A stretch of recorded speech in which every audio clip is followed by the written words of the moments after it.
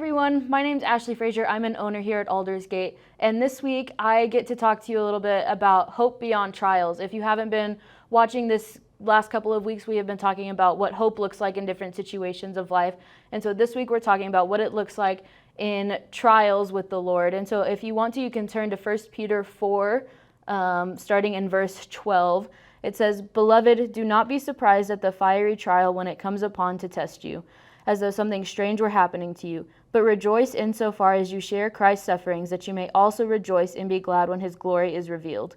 If you are insulted for the name of Christ, you are blessed because of the glory of the Spirit of God, and God rests upon you. But let none of you suffer as a murderer or a thief or an evildoer or as a meddler. Yet if anyone suffers as a Christian, let him not be ashamed, but let him glorify God in that name. For it is in time of judgment to begin at the household of God. And if it begins with us, what will the outcome for those who do not obey the gospel of God? And if the righteous is scarcely saved, what will become of the ungodly and the sinner? Therefore, let those who suffer according to God's will entrust their souls to a faithful Creator while doing so." So growing up, I grew up in the church, and I heard passages like this a lot about when you suffer, like count it all joy because you're suffering for Christ. And so honestly, when I read stuff like this, sometimes I just kind of skim over it because I think, well, I already know this. Yeah, if you suffer, count it all joy, so on and so forth. And so when I was preparing this, once Ryan gave this to me, I kind of read it and was like, I don't really know that I have that much to talk about with this because it's just kind of been something in my life that I just kind of breezed past of like, oh, when life is hard, like it's okay, like count it all joy, whatever. So when I went back and reread this, the Lord pointed out a couple of things to me that I think are important to recognize before we actually go into what hope looks like in trials. And so the first thing that really stood out to me is what actually is a trial? What is Peter talking about here? Because I think sometimes we can mix up persecution for just problems in life. Because right here specifically, Paul is talking about what it's like to be persecuted in life. It's not about whenever your job is going bad, or maybe your kids are just being terrible, or whatever, relationship problems, whatever it is. That's not really what it's talking about here. Right here, it's specifically talking about what does it look like whenever you are persecuted, specifically for being a Christian, not for anything else going on in your life, not just whenever it's a bad season or just life is going wrong, but what does it specifically look like in a trial? So the thing that really stood out to me when I was reading this was in verse 14 or 15. It says, "Let none of you suffer as a murderer or a thief or as an evildoer or as a meddler."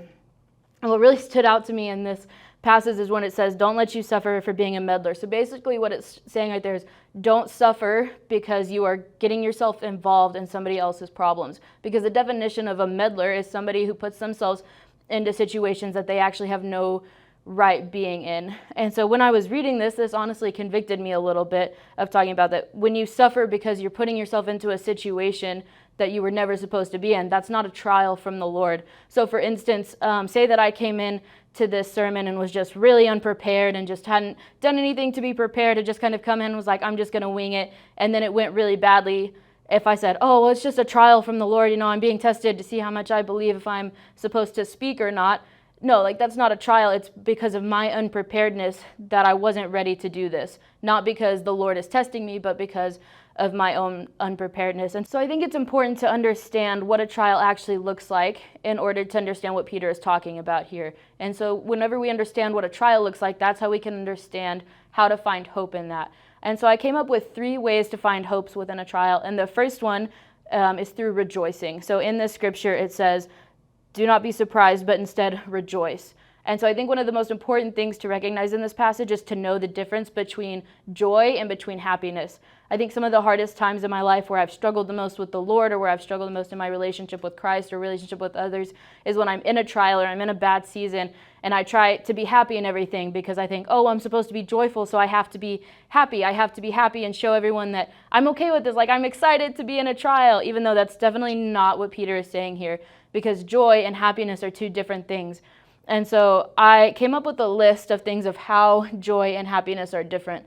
In case you don't know, I just want to go over it really quickly because I think it's really important to know how joy differs from happiness whenever we're figuring out how to rejoice in a trial. And so joy is a sustainable strength. Happiness is a fickle feeling. Joy is an internal source. Happiness is an external source. Joy is a fruit of the Spirit. Happiness is temporary. Joy can be experienced in any emotion. happiness can be snatched by circumstances, and joy is supernatural. So for those of you who don't know, joy is a fruit of the Spirit. So as you grow with the Lord, you grow in joy. And so it's not about being happy in all of your circumstances. It's about having joy. It's remembering who Christ is. It's remembering that you have an internal source, not an external source, that gets to define the joy that you show in life. But that doesn't mean that whenever trials come or whenever you feel like you're being tested or you're in a bad season of life, you don't have to be happy. Because I feel like when we try to be happy in every circumstance, that's when we start to see our relationship with Christ start to fail, because we think, oh, well, I have to be happy. I have to let everyone know, like, oh, I'm excited that this trial is going on, because that's not what it is. We can definitely be sad. We can be angry. We can be any emotion. You don't have to be happy in order to feel joy. And so it's through that, in the rejoicing, because rejoice means to be joyful again. It's through rejoicing that we can have hope in the trials, that we don't have to be happy, but that we can find joy. We can find hope within every trial we go into. And so the second way that we can find hope during trials is through God's people.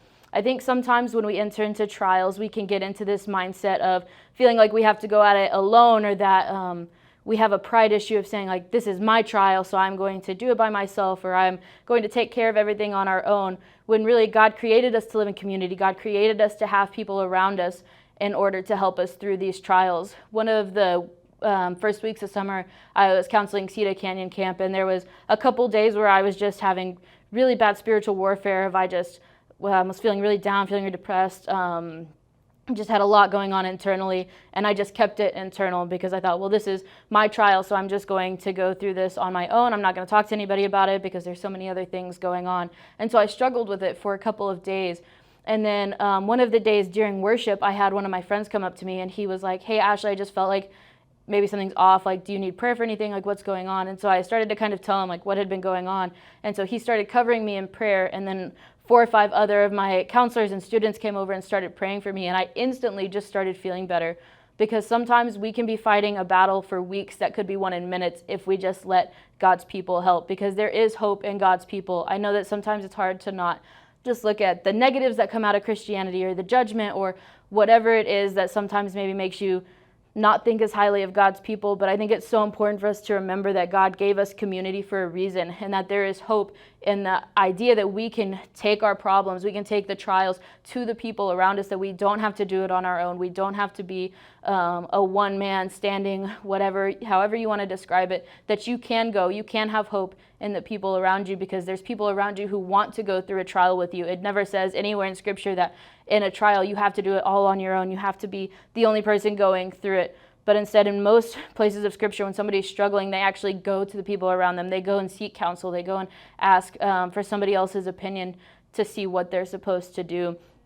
And so I just want to encourage you that if you feel alone in your trial, if you are struggling sometimes, if you feel like it's just you in the trial, to remember that there is hope in the people around you. It's not just hope in God, but hope in His people, that His people are there to help us through everything. It's not just to see on Sunday morning and say hi to, but it's actually to do life with. It's to go through trials with, and that there is hope in the idea that we get to do life together. And then the last way that we can have hope in a trial is remembering that God is in the trials. I think sometimes for myself personally, whenever I am thinking of God and whenever I'm in a situation, sometimes I see God as more of a game master than actually somebody who's in the game with me. It's just kind of somebody who's playing the strings and is like hoping that I'm going to do really well, but isn't as involved. But the truth is that God is right there in the trials with us. I know this last year has been really hard for a lot of people, and that was myself included. For those of you who don't know, for the last 2 years, I've been in California attending a ministry school. And this last year was by far one of the hardest years of my life, in the midst of COVID, moving back to California and leaving everybody in the midst of a global pandemic. And I remember there were so many days where I was just very frustrated because I felt so alone. And there was this one day where I was sitting in my house and I was just talking to the Lord, and I was like, I am just so frustrated that I'm here right now. And I remember Him very clearly saying to me, Ashlee, do you not know that I want to be a part of that? That I don't want to just hear about it, but I want to be a part of the everyday things that you're going through the loneliness you're feeling, through everything, that He actually wants to be a part of the trials. And I think that there is so much hope in knowing that God doesn't just want to watch it, but He wants to be in the trials with us. Of just like when Shadrach, Meshach, and Abednego go into the fire, God is in the fire with them. He's not just watching from afar, but they say they see a fourth person in the fire when there should have only been three. Of that we serve a God who is in it with us. And I just think that that's one of the coolest things that we get to do as Christians, is to know that in every trial, in every season, when we're being persecuted, whether that's through Facebook or through your job or just through people on the streets who just don't agree with you, that in all of those circumstances that God is there with us, that God is there fighting alongside us, that it's not just us having to walk through it on our own, but that God is actually in that with us. And so I just want to encourage y'all, wherever you're at in life, wherever you're seeing it, if you are in a trial right now, or if you have ever been in one, to look back on those trials and to just ask the Lord, where were you at in those moments? Where were the people around me? How could I have found hope in those moments where it felt hopeless? And I just want to encourage you that no matter how hard life is getting, to remember that there is hope. There is continuous hope. There is hope in rejoicing. There is hope in God's people. And there is hope in God being in the trials with us. Thank you.